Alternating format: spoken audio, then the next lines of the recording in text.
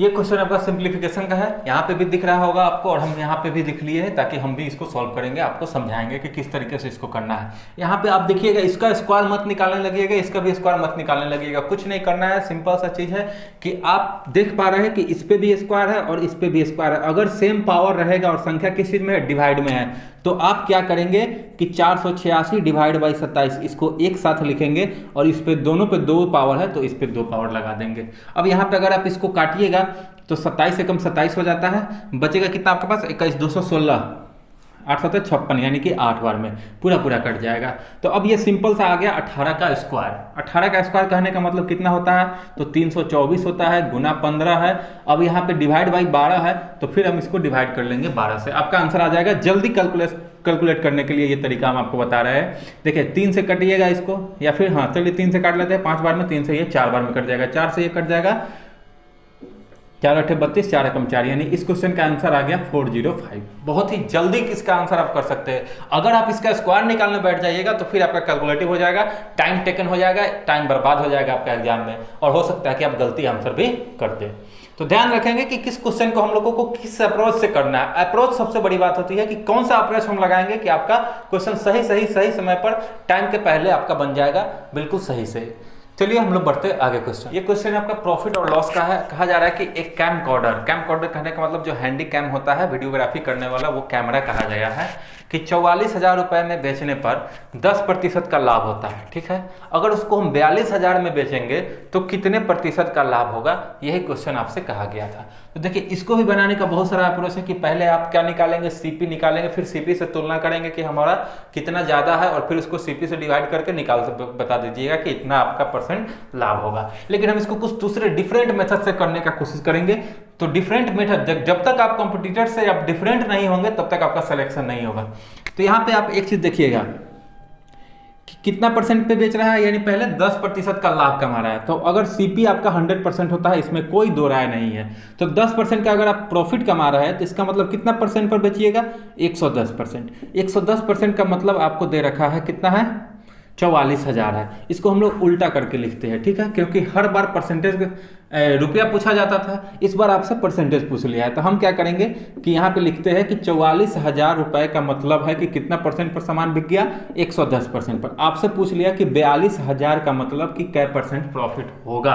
अब यहाँ पे आप सिंपली निकाल सकते हैं। कैसे करते हैं, इसको ऊपर रखते हैं, इधर वाले को नीचे रखते हैं, और फिर जितना से का निकालना रहता है उतना को गुना कर लेते हैं। ठीक है, अब यहाँ से देखिए, इससे ये 3 जीरो से 3 जीरो कट गया, 11 से ये 10 बार में कटेगा और ये 4 बार में कटेगा। ठीक है, अब यहाँ पे देखते हैं हम, 2 से ये कट जाएगा 2 बार में, 2 से ये 5 बार में, और 2 से ये 21 बार में। 21 बचे कितना होता है, 105% पर सामान बिक गया। देखिए 44,000 में बिका तो 110% यानी कि 10% प्रॉफिट, 42,000 में बिका तो 105%। और आप जानते हैं कि 100% क्या होता है, सीपी होता है, तो 5% में ज्यादा है, इसका मतलब कि 5% क्या हो जाएगा, प्रॉफिट हो जाएगा इस क्वेश्चन का आंसर। बहुत ही जल्दी आप लोग इस क्वेश्चन को सॉल्व कर सकते हैं। ठीक है, आई होप कि आपको ये चीज भी समझ में आ गया होगा। चलिए बढ़ते हैं नेक्स्ट क्वेश्चन में। देखिए यहाँ पे जो चीज निकालना रहता है उसको एक एक नियम में हम दाहिने साइड रखते हैं। तो यहाँ पे हमको परसेंटेज निकालना था, तो परसेंटेज वाले को हम लोग दाहिने साइड में रखे हैं। हर एक क्वेश्चन में हम इसको उल्टा रखते थे, यानी कि रुपया निकालना रहता था तो हम रखते थे कि 110% बराबर इतना, तो इतना परसेंट बराबर कितना। लेकिन यहाँ पे आपको क्या कर लेना है, उल्टा कर लेना है, यहाँ पे परसेंटेज आपको बताना था। आई होप कि आपको भी ये चीज भी समझ में आ गया, और नहीं समझ में आएगा फिर से आप इस चीज को देखिएगा, समझ में आ जाएगा। फिर भी नहीं होगा तो कमेंट जरूर कीजिएगा, हम इसका सॉल्यूशन फिर से कर देंगे। चलिए बढ़ते हैं हम लोग अगले क्वेश्चन की ओर। देखते हैं, ये क्वेश्चन आपको फिर से दिख रहा होगा पाई चार्ट का, सेम वही चार्ट है, आपको कुछ नहीं करना है, क्वेश्चन डिफरेंट हो चुका है। तो क्वेश्चन यहाँ पे और भी इजी आ गया हुआ है। आपसे क्वेश्चन पूछ रहा है क्या, कि कला तथा प्रबंधन पढ़ने वाले विद्यार्थियों के बीच कितना अंतर है, बस यही आपसे पूछा गया। तो आप बताइए कि प्रबंधन पढ़ने वाला कितना है, तो 24% है। कला पढ़ने वाला कितना है, 45% है। तो 24 और 45% का जो डिफरेंस होगा वो कितना परसेंट होगा, तो 21% होगा। अब इसी का वैल्यू आपसे बता देना था कि कितने संख्या में होगा, कितने विद्यार्थी होगा। तो टोटल विद्यार्थी कितना है भाई मेरे, 8,000 है। तो 8,000 का सिंपली आपको 21% निकालना था। परसेंट का मतलब बट्टा 100 होता है, इससे ये कट गया, गुना कर लेंगे, 0 आ जाएगा, 21 8 कम 8 8 दूना 16, आंसर आ गया हुआ है। बस सेकंडों का काम नहीं है, सेकंडों का काम नहीं है, आप इस क्वेश्चन को ऐसे ही उड़ा सकते हैं। चलिए आई होप कि ये भी देखिए पाई चार्ट कोई बड़ी बात नहीं, हम आपको बताया भी होते कि परसेंटेज से, रेशियो से और एवरेज से, इसी से आपका पाई चार्ट और ग्राफ का क्वेश्चन पूछा जाता है। तो चलिए बहुत ही आसान सा क्वेश्चन था, हम लोग बढ़ते हैं अगले क्वेश्चन। ये क्वेश्चन आपका मेंसुरेशन का है, स्पष्ट रूप से दिख रहा होगा, और ये आपको गोला है दिया हुआ है, पहला गोला दिया हुआ है, छोटा छोटा गोला दे रखा है, उसका त्रिज्या दे रखा है, कितना दे रखा है कि 2 सेंटीमीटर त्रिज्या वाले 27 गोले को पिघला करके एक बड़ा सा गोला बनाया जा रहा है, और आपको बताना था कि उस बड़े से गोला जो होगा उसका त्रिज्या क्या होगा। तो जब भी किसी चीज को पिघलाया जाता है, गलाया जाता है, काटा जाता है, तोड़ा जाता है, मरोड़ा जाता है, तो उस कंडीशन में हम लोग आयतन पे ध्यान देते हैं। अब आपको बताना है कि जो छोटा गोला होगा उसका त्रिज्या कितना दे रखा है, 2 सेंटीमीटर, तो आयतन इसका क्या होगा, यहां पे ध्यान रखेंगे कि गोले का आयतन होता है 4/3 पाई आर क्यूब, पाई हो गया 4/3 पाई हो गया, और इंटू आर यहाँ पे दे रखा है 2, तो 2 का क्यूब करेंगे, डायरेक्ट हम लिख सकते हैं यहाँ पे 8। ठीक है, ये एक छोटा गोला का आयतन हो गया, और ऐसा ऐसा गोली आपके पास क्या हुआ है, तो 27 गो गोली है, तो 27 गो गोली होने का मतलब है कि इसको हम 27 से गुना कर देंगे तो सभी गोली का आयतन मिला करके इतना होगा। सभी गोली का मटेरियल कितना होगा, अगर सबको पिघलाएंगे तो इतना मटेरियल होगा, और जो बड़ा गोला बनाते हैं वो इसके आयतन के बराबर ही होगा, क्योंकि इसी को पिघला करके एक बड़ा गोला बना रहे हैं, तो इसका आयतन और उसका आयतन दोनों का आयतन बराबर होगा। अब बताइए कि बड़े गोले का आयतन का फॉर्मूला क्या होगा, गोला किसी भी साइज का हो, आयतन का फॉर्मूला वही होता है 4/3 पाई आर क्यूब। अब यहाँ पे आर, ये बड़ा आर हम ले रहे हैं, क्यों ले रहे हैं, क्योंकि ये बड़ा सा गोला है इसलिए बड़ा आर ले लिए। अब हम यहाँ पे आर आपको 2 नहीं ले सकते, क्योंकि 2 आपका छोटा वाला गोली का आयतन था, बड़ा जो गोला बनेगा त्रिज्या था, बड़ा जो गोला बनेगा उसका त्रिज्या आपसे पूछा जा रहा है, यानी कि इस आर का वैल्यू पूछा जा रहा है, तो यहाँ पे आर हम क्या करेंगे, क्यूब कर लेंगे। अब कुछ नहीं करना है आपको, 4/3 से 4/3 कैंसिल, पाई से पाई कैंसिल, अब आर क्यूब का वैल्यू इतना आ गया, इसका मतलब है कि आर का वैल्यू क्या होगा, तो इस पे क्यूब रूट चढ़ जाएगा, क्यूब रूट चढ़ेगा, इसका मतलब है क्या, एक लाइन हम और लिख देते हैं, हालांकि आपका आंसर यहीं पे आ गया था। देखिए 8 का क्यूब रूट निकालिएगा 2, और इसका क्यूब रूट निकालिएगा 3, यानी कि 6। तो बड़ा वाला जो गोला बनेगा उसका जो त्रिज्या होगा वो कितना सेंटीमीटर होगा, 6 सेंटीमीटर। क्वेश्चन उड़ चुका है, कुछ कोई दम नहीं है ये क्वेश्चन में, बस क्वेश्चन के कॉन्सेप्ट को समझिएगा। हम बार बार बोलते हैं कि जब भी किसी चीज को पिघलाया जाए, गलाया जाए, तोड़ा जाए, मरोड़ा जाए, आयतन का कॉन्सेप्ट याद रखिएगा। 4/3 पाई आर क्यूब गोला का आयतन होता है, तो 4/3 पाई आर 2 सेंटीमीटर था छोटकी का, इसका मतलब आर का क्यूब करेंगे, 2 का क्यूब करेंगे तो 8 हो गया। अब ये एक गोली का है, ऐसा ऐसा 27 को गोली है तो सेम होगा, यानी 27 से मल्टीप्लाई कर देंगे, ये पूरे बड़े गोले का भी आयतन यही होगा। और यहाँ पे हम क्या करेंगे, इसके आयतन का फॉर्मूला लिखेंगे, आर आपका नहीं कटेगा, इसका मतलब 4/3 पाई कट गया, आर का वैल्यू हम निकाल लेंगे कि 6 सेंटीमीटर आ जाएगा। कुछ कोई दम नहीं था क्वेश्चन में। आई होप कि आपको अच्छा लग रहा होगा सेशन, तो जरूर लाइक कीजिएगा, कमेंट कीजिए, शेयर कीजिए और सब्सक्राइब कीजिए, थोड़ा सा व्यूज बढ़ाइए। और हमारा वीडियो जो थोड़ा सा लंबा हो जाता है तो आप लोग व्यूज नहीं दे पाते हैं, नहीं देख पाते हैं, तो आई होप कि आपको इंटरेस्टिंग लग रहा होगा, आपकी तैयारी में कोई दिक्कत। देखिए सेम इसी लेवल का क्वेश्चन आपके एग्जाम में आने जा रहा है, इससे थोड़ा सा भी हाई नहीं होगा, थोड़ा सा भी लो नहीं होगा, जो हम प्रैक्टिस करवा रहे हो इसी लेवल का क्वेश्चन आपके एग्जाम में आएगा। तो अगर हम आपके लोग के लिए इतना कर रहे हैं तो थोड़ा सा आपका भी फर्ज बनता है कि हमारे लिए, हमारे चैनल को ग्रो करवाइए, सपोर्ट कीजिए। चलिए बढ़ते हैं हम लोग अगले क्वेश्चन की। चलिए ये क्वेश्चन आपका एवरेज का है, और एवरेज के क्वेश्चन को बनाने का ये सबसे बेहतरीन तरीका आज के हम इस वीडियो में बताने जा रहे हैं। ध्यान रखेंगे इस क्वेश्चन में, आप लोग सब कोई क्या करेंगे, क्वेश्चन को एक बार फिर से पढ़ लेते हैं हम लोग। क्वेश्चन कह रहा है कि किसी कार्यालय के कर्मचारियों का मासिक औसत वेतन 22,000 रुपए है। सॉरी, कितना है, 22,000 रुपए, ठीक है। अफसरों का औसत वेतन 28,000 है, और जो अफसर नहीं है उसका मासिक औसत वेतन 13,000 है। तो यदि उस ऑफिस में अफसर 12 गो है ऑफिसर, तो आपको बताना है कि नॉन ऑफिसर स्टाफ कितने हैं। देखिए ऑफिस में ऑफिसर रैंक का भी स्टाफ होता है, और नॉन ऑफिसर यानी कि जो प्यून चपरासी वगैरह होता है, वो नॉन टेक्निकल स्टाफ जो होता है वो भी होता है। तो अब यहाँ पे आप क्या करेंगे कि आप मानिएगा कि पूरे ऑफिस में स्टाफ की संख्या x है, x का औसत वेतन 22,000 है, इसका मतलब x को 22,000 से गुना करेंगे तो 22,000 x आएगा।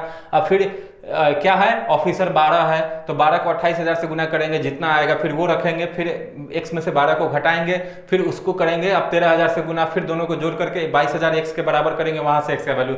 बहुत तुल फजुल है, माथा पागल हो जाएगा आपका। इसके लिए हम बहुत ही आसान तरीका बता रहे हैं, ध्यान रखिएगा, वीडियो को दिमाग में बैठा करके देखिएगा। इसको हम लोग बोलते हैं एलिगेशन मेथड, शायद आप लोगों ने पढ़ा होगा, एलिगेशन लगाइएगा आराम से बन जाएगा। इधर रखते हैं हम ऑफिसर, ठीक है, और इधर रखते हैं नॉन ऑफिसर। अब क्या करेंगे, ऑफिसर का मासिक औसत वेतन कितना है, तो 28,000 है, नॉन ऑफिसर का वेतन कितना है? 13,000 है। अब यहाँ पे बीच में हम क्या करते हैं, तो जो दोनों का कुल का जो सभी टोटल का रहता है वो, तो टोटल का औसत वेतन कितना है? 22,000 है। ठीक है, अब क्या करेंगे, इस दोनों का डिफरेंस इधर लिखेंगे, इस दोनों का डिफरेंस इधर लिखेंगे, आपका आंसर आ जाएगा। देखिए इस 28,000 में से 22,000 घटाएंगे तो कितना आएगा? 6,000।